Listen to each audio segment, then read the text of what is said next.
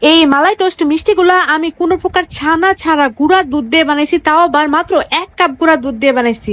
Believe me, এই মিষ্টিটা না অনেক বেশি ইজি বানানো, আর এটা খেতেও কিন্তু একদম একদম ইয়াম্মি, কারণ এটা না মুখে দেওয়ার সাথে সাথে মিলিয়ে যায়। আনার মিষ্টিটাও এতটা টেস্টি হয় না যতটা এই মালাই টোস্ট মিষ্টিগুলা হয়। রেসিপি শিখে রাখুন, আপনাদের অনেক বেশি কাজে আসবে, কারণ এটা অনেক বেশি ইজি বানানো। তো প্রথমেই লাগবে আমাদের 1 কাপ গুঁড়ো দুধ।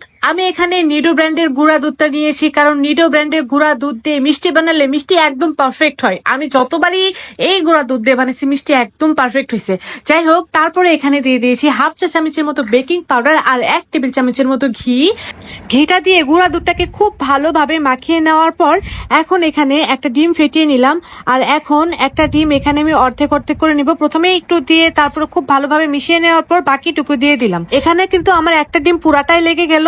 তারপর এটাকে এখন খুব ভালোভাবে মাখিয়ে খুব সুন্দর একটা ডো বানিয়ে নেব। ডোটা কিন্তু একটু স্টিকি হবে, এতে ভয় পাওয়ার কিছুই নাই, হাতে লেগে লেগে আসবে। এখন হাতটাকে খুব ভালোভাবে ক্লিন করে তার ভেতরে ঘি মাখিয়ে নিয়ে এই যে এরকম ভাবে ছোট ছোট বল বানিয়ে নেব। আমি বলটাকে একটু চ্যাপ্টা শেপ দিচ্ছি, দেখতেই পাচ্ছেন। তো আপনারা যদি চান যে চ্যাপ্টা শেপ দিবেন না, একটু গোল শেপ দিবেন, তাও দিতে পারেন। তবে মালাই টোস্ট মিষ্টিগুলা কিন্তু একটু চ্যাপ্টা চ্যাপ্টাই হয়। আমার প্রায় সবগুলো মিষ্টি বানানোই শেষ। এখন হাঁড়িতে দিয়ে দিচ্ছি 1 লিটারের মতো গরুর দুধ। আমি এখানে লিকুইড দুধটাকে দিচ্ছি, আপনারা চাইলে এখানে গুঁড়া দুধটাকে ইউজ করতে পারেন। তারপর এখানে দিয়েছি 1/2 কাপের মতো চিনি। চিনিটা আপনারা কম বেশি দিতে পারেন। তারপর যখন দুধটা ফুটে বলক চলে এসেছে, তার ভিতরে দিয়ে দিলাম এই যে আমি যে মিষ্টিগুলার শেপ বানিয়ে রেখেছিলাম সেই মিষ্টিগুলা দিয়ে এখন এটাকে আমি ঢাকনা দিয়ে জাস্ট 1 মিনিটের মতো ঢেকে রাখবো। যখনই দেখবেন যে এটা একদম বলকে উঠতে চাচ্ছে, তখনই ঢাকনাটাকে খুলে নিবেন। জাস্ট এভাবে করে 2 থেকে 3 মিনিট এরকম ভাবে ঝাঁক দিয়ে নেবেন। মিষ্টিটা যতটা ঝাঁক দিবেন মিষ্টিটা কিন্তু ততটাই ফুলতে থাকবে। এভাবে করে প্রথম 2 থেকে 3 মিনিট মিষ্টিটাকে খুব ভালোভাবে জাল দিয়ে নেব, আর এরকম ভাবে ঢাকনা খুলে জাস্ট একটু হাওয়া বের করে আবার ঢাকনাটা অফ করে দেব। জাস্ট এটা 2 থেকে 3 মিনিটই চলমান থাকবে। তো দেখতে পাচ্ছেন আমি কিন্তু 2-3 বার এরকম ঢাকনা খুলে ঝাঁক দিয়ে নিয়েছি। আমার মিষ্টিগুলো এখন প্রপার ভাবে ফুলে গিয়েছে। যখনই দেখবো যে আমার মিষ্টিগুলো একদম প্রপার ভাবে ফুলে গিয়েছে, তখনই জাস্ট ঢাকনাটা একবারের জন্যই আমি উঠিয়ে নেব।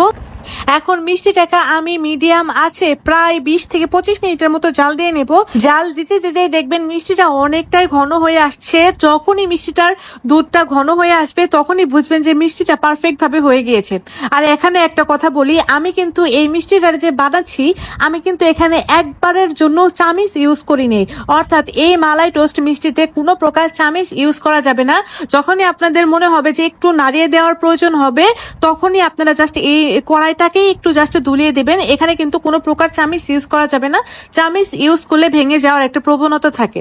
মিষ্টিটা কিন্তু আমার একদমই হয়ে গিয়েছে। যখনই দেখেছি দুধটা অনেকটাই ঘন হয়ে এসেছে, তখনই কিন্তু আমি মিষ্টিটাকে নামিয়ে ঠান্ডা করার জন্য রেখে দিয়েছি। আর এদিক দিয়ে আমি ইনস্ট্যান্ট গুঁড়া দুধের মাও বানিয়ে নিচ্ছি। এখানে আমি 1/2 কাপের মতো গুঁড়া দুধ সাথে 1/2 টেবিল চামচের মতো ঘি দিয়ে এটাকে খুব ভালোভাবে মিশিয়ে নিচ্ছি। আর এটা যখনই ব্রেড ক্রাম্বের মতো হয়ে যাবে, তখনই বুঝবেন যে এই মাওয়াটা একদমই তৈরি হয়ে গিয়েছে। তো দেখতেই পাচ্ছেন মাওয়াটা কিন্তু একদমই তৈরি হয়ে গেছে। এখন মাওয়াতে আমি ওই যে মালাই টোস্ট মিষ্টিগুলা বানালাম, ওগুলাতে একটু কোট করে নিচ্ছি। এতে করে এটা দেখতে যতটা সুন্দর লাগবে, এটা কিন্তু অনেক বেশি লোভনীয় লাগবে। দেখতে পাচ্ছেন তৈরি হয়ে গেল আমার ভীষণ মজার একদম ইজি ওয়েতে মালাই টোস্ট মিষ্টি, যেটা খেতে অনেক অনেক অনেক বেশি টেস্টি। বাসায় একবার হলেও এই মিষ্টিটা ট্রাই করবেন। যে কোনো অকেশনে অথবা মেহমান আপ্যায়নে এই মিষ্টির কিন্তু কোনো জুড়িই নাই। আর এটা ঠান্ডা ঠান্ডা খেতে তো একদমই ইয়াম্মি লাগে, মুখে দেওয়ার সাথে সাথে মিলিয়ে যায়। আর দেখতেই পাচ্ছেন মিষ্টিটা কত কত কত সফট হয়েছে।